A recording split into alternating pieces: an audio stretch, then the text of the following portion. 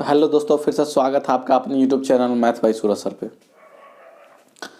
पिछले वीडियो में मैंने एनसीईआरटी का क्वेश्चन कराया था, क्लास 10 का ट्रिग्नोमेट्री चैप्टर एक्सरसाइज 8.1 का 5 क्वेश्चन करवाया था। आज मैं 6 नंबर क्वेश्चन से लेके चलता हूँ आप लोगों को। जैसा है कि यदि एंगल ए और एंगल बी न्यून कोण हो, जहाँ cos A equal to cos B हो, तो दिखाइए कि angle A equal to angle B है। क्वेश्चन आप लोग पढ़ लिए होंगे। अब देखिए, स्टार्ट करते हैं बनाना। तो एक ट्रायंगल लेते हैं ए बी सी, एक ट्रायंगल लिए ए बी सी, ठीक है। ये आपका ए बी और सी, ठीक है। जहाँ सी डी परपेंडिकुलर लेते हैं ए बी पे, सी डी परपेंडिकुलर लेते हैं किस पे, ए बी पे। तो ये है आपका परपेंडिकुलर, ठीक। ये पॉइंट हो गया आपका डी। इतना तो समझ में आ रहा होगा। तो चलिए आगे चलते हैं। ये एंगल ए हुआ और ये एंगल बी हुआ, ठीक है। ये एंगल ए हुआ, ये एंगल बी हुआ। अब करना क्या है, देखिए क्या बोला कि यदि A cos A equal to cos B, question में दिया हुआ है कि cos A equal to cos B है, तो यहाँ लिखेंगे cos A equal to cos B. Angle A के लिए परपेंडिकुलर कौन है, तो ये सी डी, और बेस कौन है ए डी, और हाइपोटेनस कौन है ए सी। तो कॉस जानते हैं कि कॉस थीटा इक्वल टू क्या होता है, base by hypotenuse. Cos theta equal to होता है बेस बाय हाइपोटेनस। तो एंगल ए का बेस कौन है, ए डी, तो ये हो गया बेस बाय हाइपोटेनस। लेना है तो हाइपोटेनस क्या है, ए सी, तो ले लिए ए सी, ठीक है, इक्वल टू। अब कॉस बी मतलब एंगल बी में चलते हैं। क्या, एंगल बी में चलते हैं। तो एंगल बी क्या है, ये एंगल लेते हैं तो इसका बेस कौन है, बी डी, और इसका हाइपोटेनस कौन है, बी सी। तो ये क्या हो जाएगा, B D by B C, base by hypotenuse.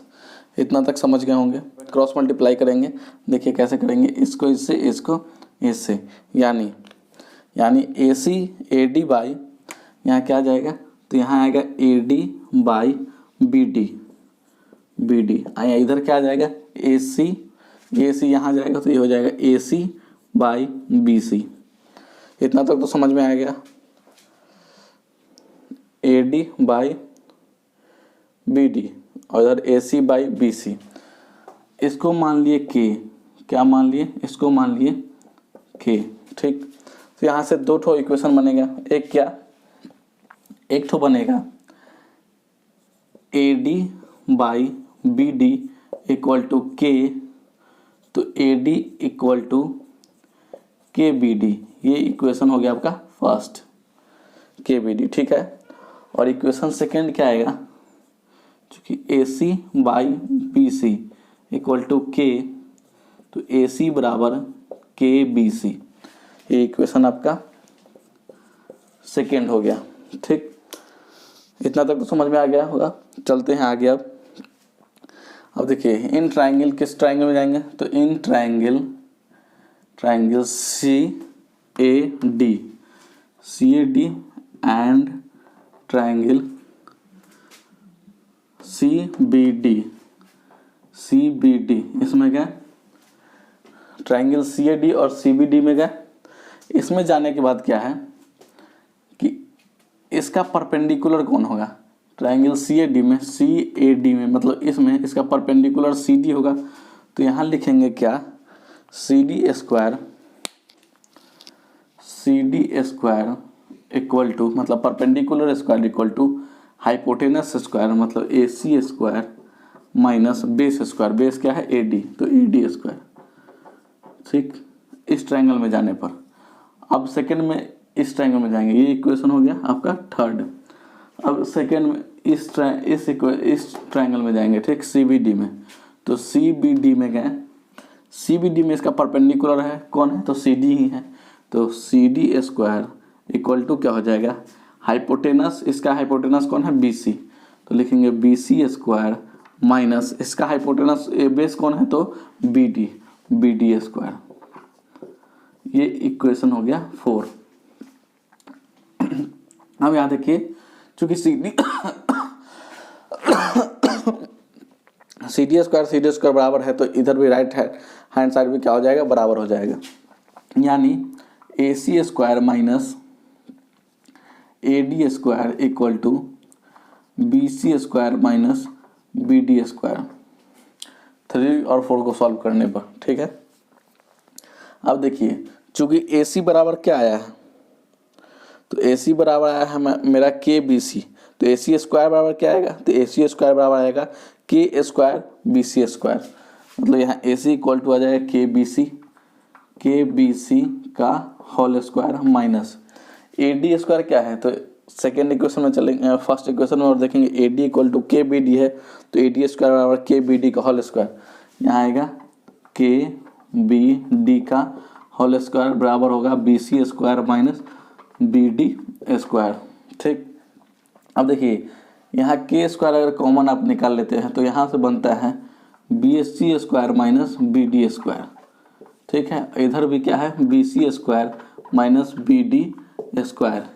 यहाँ B C square minus B D square से ये कैंसिल हो गया, आया कितना 1 बार में, तो यहाँ के स्क्वायर इक्वल टू 1, तो के बराबर क्या आ जाएगा 1।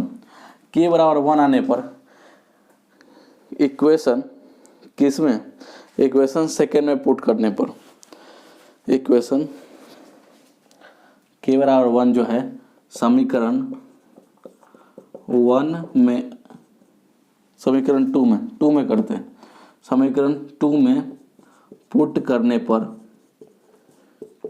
क्या होगा, ए सी बराबर आ जाएगा बी सी। ए सी बराबर क्या आ जाएगा, बी सी। और चूंकि हम लोग जानते हैं कि ए सी बराबर, अगर साइड बराबर है, ए सी और बी सी बराबर है, तो एंगल भी क्या होगा, बराबर होगा। एंगल भी क्या हो जाएगा, इक्वल होगा। यानी इसी से निकल जाएगा angle A equal to angle B. यही हो गया आपका प्रूफ। ठीक है, तो चलते हैं नेक्स्ट क्वेश्चन में। तो 7 नंबर क्वेश्चन आप लोग का छूट गया था, तो 7 नंबर में क्वेश्चन लेके आया हूँ। देखिए cot theta equal to 7/8 question पूछ रहा है कि cot थीटा इक्वल टू 7/8 है, तो 1 प्लस साइन थीटा, तो 1 minus sine theta by 1 plus cos theta 1 minus cos theta निकालिए।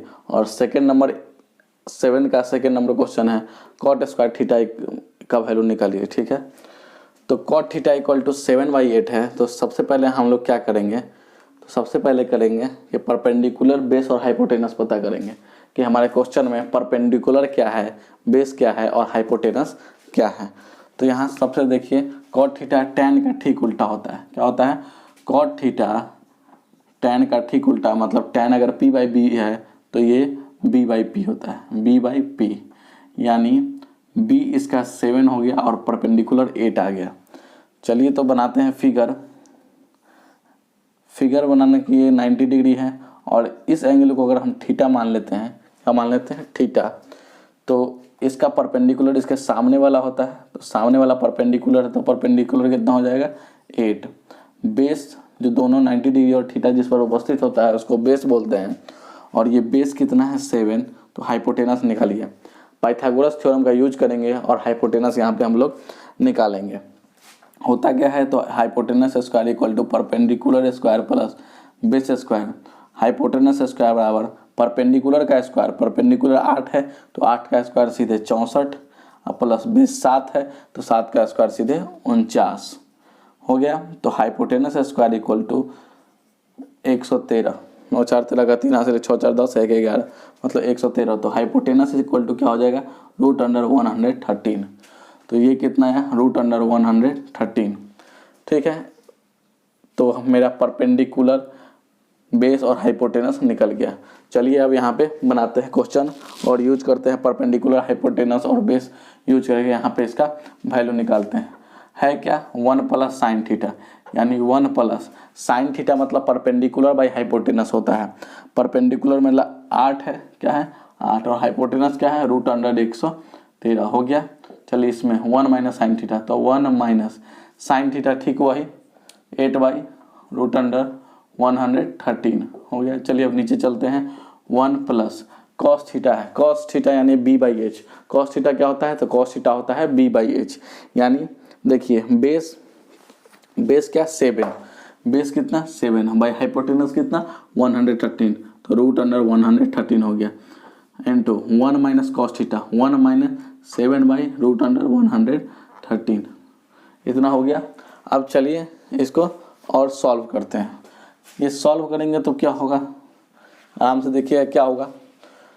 तो ये होगा √113 प्लस 8 क्या होगा, √113 प्लस 8 8/√113 113 √113 और ये गुना में यही क्या हो जाएगा, √113 माइनस 8 बटा √113। अब चलिए बाई में चलते हैं, इसके बट्टा में कितना होगा, तो इसके बट्टा में होगा √113 प्लस 7 बटा √113 गुना इसका हो जाएगा √113 माइनस 7 बटा √113। ठीक है, जो कि होगा क्या, अब देखिए ये क्रॉस होगा और उल्टा होगा, क्रॉस होगा क्या होगा, उल्टा होगा। तो जैसे ही क्रॉस उल्टा होगा तो ये √113 और √113 ये गायब हो जाएगा, यानी ये ऊपर हो जाएगा और ये नीचे हो जाएगा। तो ऊपर क्या हो जाएगा, √113 प्लस 8 और √113 माइनस 8, मतलब अगर ये a प्लस बी मानेंगे और a माइनस बी मानेंगे तो ऊपर क्या होगा, ऊपर हो जाएगा a² माइनस b², यानी √113 का स्क्वायर माइनस 8 का स्क्वायर। ठीक है, ये होगा। और नीचे क्या होगा, तो नीचे होगा √113 का square minus a plus B a minus B a² minus b², जानते हैं a plus B into a minus B a² minus b², और नीचे भी वही है। तो a प्लस में ये हो जाएगा माइनस 7 का स्क्वायर, 7 का स्क्वायर। इसको सॉल्व करेंगे तो क्या, √113 का स्क्वायर कितना होगा, 113 स्क्वायर से रूट कट जाएगा और माइनस 8 का स्क्वायर कितना होगा, 64 बटा नीचे 113 माइनस 7 का स्क्वायर 49। इसको सॉल्व करेंगे तो क्या आएगा, 13 में से 4 गया 9, 13 में से 4 गया 9 हो गया ना, या कितना हो जाए 10, 10 में से 6 गया 4 मतलब 49 बाय। अब देखिए इसमें से इसको घटाइएगा तो क्या आएगा 64, यही हो गया आपका आंसर 49/64। तो उम्मीद है कि समझ में आ गया होगा। तो चलते हैं 7 के सेकेंड नंबर क्वेश्चन में। पूछ रहा है, देखिए यहाँ सीधे दिया है सेकेंड नंबर क्वेश्चन में, कुछ ज़्यादा नहीं करना है। यहाँ दिया है cot थीटा इक्वल टू 7/8, तो पूछा है cot स्क्वायर थीटा, तो cot स्क्वायर थीटा 7/8 का क्या हो जाएगा, स्क्वायर हो जाएगा, यानी 7 का स्क्वायर 49 और 8 का स्क्वायर 64। यही हो गया आपका आंसर 49/64। एक ट्राइंगल है ABC, क्या है, एक ट्राइंगल ABC है, angle B equal to 90 degree दिए हुए हैं। ठीक है, ट्राइंगल ABC है जिसका एंगल B जो है राइट एंगल ट्राइंगल है। तो बोल रहा है कि tan A इक्वल टू 1/√3 है, दे दिया है कि tan A जो है 1/√3 है, sin A cos C plus cos A sin C का वैल्यू निकालना है। इसमें 2 क्वेश्चन दिया हुआ है, ये क्वेश्चन नंबर 1 है, सेकेंड नंबर क्वेश्चन अभी इसके बाद करवाऊँगा। ठीक है, तो क्वेश्चन समझ गए होंगे, चलिए बनाते हैं इसको। ठीक, मतलब tan A बराबर अगर 1/√3 है, tan A इक्वल टू 1/√3 है, तो सबसे पहले एक फिगर बनाते हैं, क्या चीज़, ट्राइंगल का। एक ट्राइंगल लेते हैं जिसका ये 90 डिग्री, यानी ये हो गया आपका B, और ये लेते हैं एंगल C और ये लेते हैं A, यानी ABC एक ट्राइंगल है जिसका एंगल B समकोण है, यानी 90 डिग्री है।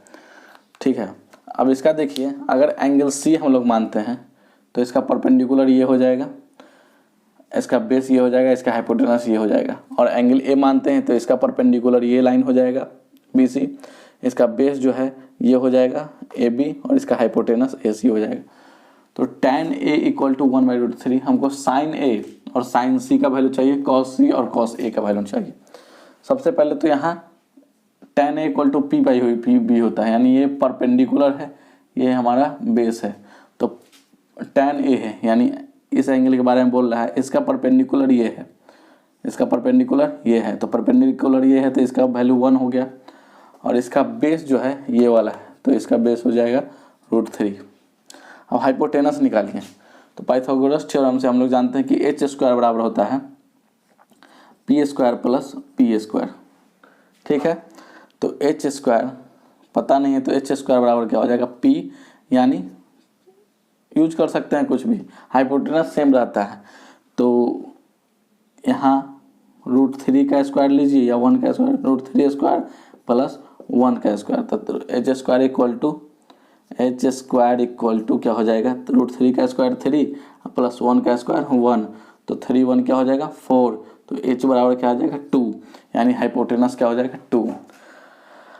अब यहाँ से साइन ए और साइन सी का वैल्यू साइन ए का वैल्यू लिख लेते हैं। तो साइन ए इक्वल टू क्या हो जाएगा, परपेंडिकुलर बाई हाइपोटेनस। क्या होता है, परपेंडिकुलर बाई हाइपोटेनस, और एंगल ए के लिए परपेंडिकुलर क्या है 1, तो यहाँ हो जाएगा 1 बाई हाइपोटेनस क्या है तो 2, यानी 1/2। साइन ए का वैल्यू आ गया। अब कॉस ए का वैल्यू इसी से लिख लेते हैं। तो cos A equal to angle A है, यहाँ बेस/2 बेस बाई हाइपोटेनस होता है, तो बेस है कितना, तो एंगल ए का बेस √3 है, यानी यहाँ √3 बाई हाइपोटेनस यानी 2, ये आ गया। ये दोनों का यूज तो कर लेंगे। अब कॉस ए, अब क्या निकालना है, तो एंगल सी के बारे में निकालना है, साइन सी। तो साइन सी क्या हो जाएगा, सी है तो इसका परपेंडिकुलर कौन √3, तो √3 बाई इसका हाइपोटेनस कौन, तो 2 हो गया। और कॉस सी निकालना है, तो कॉस सी के लिए बेस बाई हाइपोटेनस, बेस कौन है 1 है, बाई हाइपोटेनस क्या है 1, ये निकल गया चारों, सीधे पुट कर देंगे और सॉल्व कर देंगे। साइन इक्वल टू 1/2, तो लिखा 1/2 इंटू कॉस सी यहाँ पकड़ेंगे 1/2, तो 1/2 प्लस कॉस है कितना, तो कॉस है √3/2, तो यहाँ लिखेंगे √3/2 इंटू साइन सी, तो साइन सी भी √3/2, यहाँ लिखे √3/2। अब देखिए चूँकि 1/2 इंटू 1/2 कितना 1/4 हो गया, 1/4 प्लस 2 इंटू 2 कितना 4, √3 इंटू 3 यानी ये हो जाएगा 3/4, ये हो गया 1/4। इसको सॉल्व करेंगे 4 का एलसीएम 4 और 3 1 4, यानी 4/4 कैंसिल किया हो गया 1, यही आ गया आपका आंसर। तो 1 नंबर का आंसर क्या होगा 1। अब चलते हैं सेकेंड क्वेश्चन में। तो आ गए हैं क्वेश्चन नंबर 9 के सेकेंड क्वेश्चन में।